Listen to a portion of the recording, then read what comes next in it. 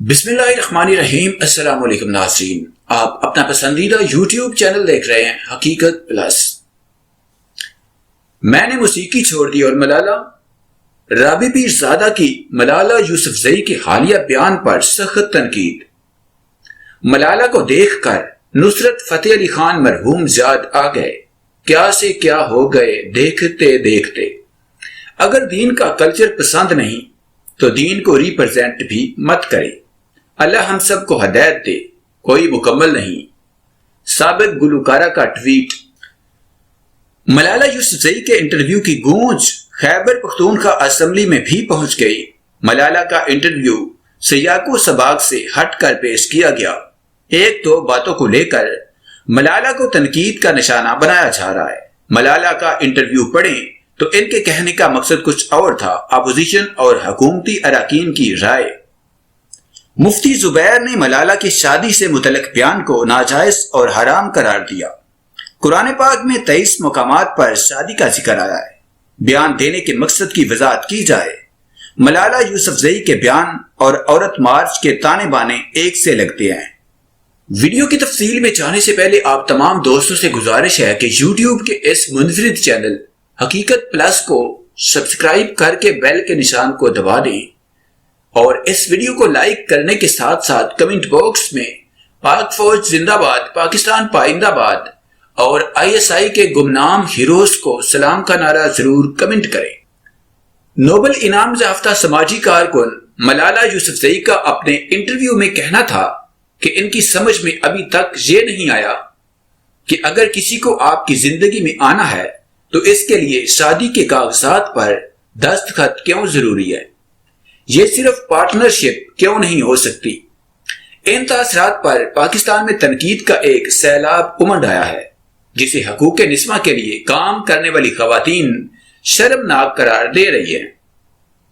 اس پر اب سابق گلوکارہ رابی پیر زادہ نے بھی سخت رد عمل دیا ہے۔ انہوں نے ملالہ یوسفزئی پر سخت تنقید کی ہے۔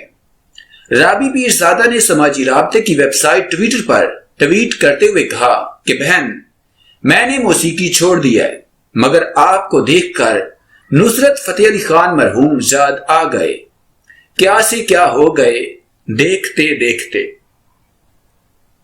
رابی پیر زادہ نے مزید کہا کہ ہم مسلمان گالیاں یا فسق باتیں نہیں کرتے، صرف امید کرتے ہیں۔ اگر دین کا کلچر پسند نہیں تو دین کو ریپرزینٹ مت کرے۔ اللہ ہم سب کو ہدایت دے، کوئی مکمل نہیں۔ ملالہ یوسفزئی کے والد ضیاء الدین یوسفزئی نے کہا ہے کہ شادی سے متعلق ان کے بیٹی کے بیان کے انٹرویو کو سیاق و سباق سے ہٹ کر شیئر کیا جا رہا ہے۔ ضیاء الدین یوسفزئی نے مفتی شہاب الدین پوپلزئی کی جانب سے ٹویٹر پر کیے جانے والے سوال کے جواب میں کہا کہ میڈیا اور سوشل میڈیا ان کی بیٹی کے بیان کو غلط پیش کر رہا ہے۔ خیال رہے کہ نوبل انعام یافتہ سماجی کارکن نے ووگ میگزین کو حال ہی میں انٹرویو دیا تھا۔ وہ میگزین کے آئندہ ماہ کے شمارے کی سرورق کی زینت بنے گی۔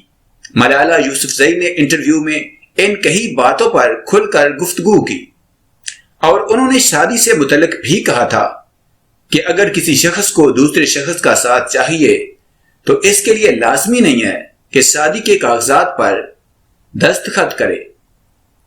طالبات کی تعلیم کے لیے آواز بلند کرنے والی نوبل انعام یافتہ ملالہ یوسفزئی کے انٹرویو کی گونج خیبر پختونخوا اسمبلی میں بھی پہنچ گئی۔ رہنما جماعت اسلامی عنایت اللہ نے کہا کہ ملالہ کے والد اپنی بیٹی کے بیان کی وضاحت کریں۔ دوپٹہ اور اسلامی اقدار ملالہ کی پہچان ہے۔ ملالہ کا انٹرویو سیاق و سباق سے ہٹ کر پیش کیا گیا، جبکہ اس دوران پاکستان تحریک انصاف کے رکن صوبائی اسمبلی ضیاء اللہ بنگش نے کہا کہ ایک دو باتوں کو لے کر ملالہ کو تنقید کا نشانہ بنایا جا رہا ہے۔ حالانکہ ملالہ کا انٹرویو پورا پڑھیں تو ان کے کہنے کا مقصد کچھ اور تھا۔ خیال رہے طالبات کی تعلیم سے متعلق آواز بلند کرنے والی کم عمر ترین نوبل انعام یافتہ ملالہ یوسفزئی نے کہا ہے کہ کسی کو اپنی زندگی میں رکھنے کے لیے شادی کے کاغذات پر دستخط کرنے کی کیا ضرورت ہے؟ مجھے ابھی تک سمجھ نہیں آ رہی کہ لوگوں کو شادی کیوں کرنی ہے۔ اگر آپ اپنی زندگی میں کسی کے ساتھ رہنا چاہتے ہیں تو نکاح نامے پر دستخط کرنے کی کیا ضرورت ہے؟ صرف پارٹنر بن کر کیوں نہیں رہ سکتے؟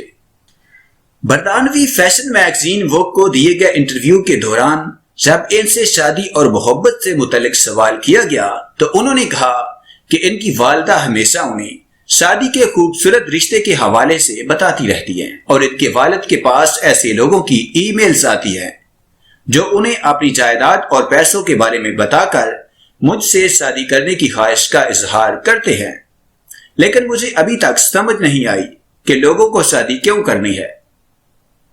اگر آپ اپنی زندگی میں کسی کے ساتھ رہنا چاہتے ہیں تو نکاح نامے پر دستخط کرنے کی کیا ضرورت ہے؟ صرف پارٹنر بن کر کیوں نہیں رہ سکتے؟ ملالہ یوسفزئی نے کہا کہ اس بات کا یقین کرنا مشکل ہے کہ آپ جس شخص کا انتخاب کرتے ہیں وہ قابل اعتماد ہے۔ خاص طور پر کسی کے ساتھ تعلقات کے بارے میں سوچنا بہت مشکل ہے۔ آپ جانتے ہیں کہ سوشل میڈیا پر ہر کوئی اپنے تعلقات کی کہانیاں شیئر کر رہا ہے اور آپ پریشان ہو جاتے ہیں کہ آپ کس پر بھروسہ کر سکتے ہیں یا نہیں، اور آپ کو کیسے کسی پر یقین ہو سکتا ہے۔ ایک سوال کے جواب میں ملالہ یوسفزئی نے کہا کہ دوپٹہ ہمارے پشتونوں کی ثقافت ہے، جس سے معلوم ہوتا ہے کہ ہمارا تعلق کہاں سے ہے۔ یہ ہمارے لیے پشتونوں کی ثقافتی علامت ہے، لہٰذا یہ نمائندگی کرتا ہے کہ میں کہاں سے آئی ہوں۔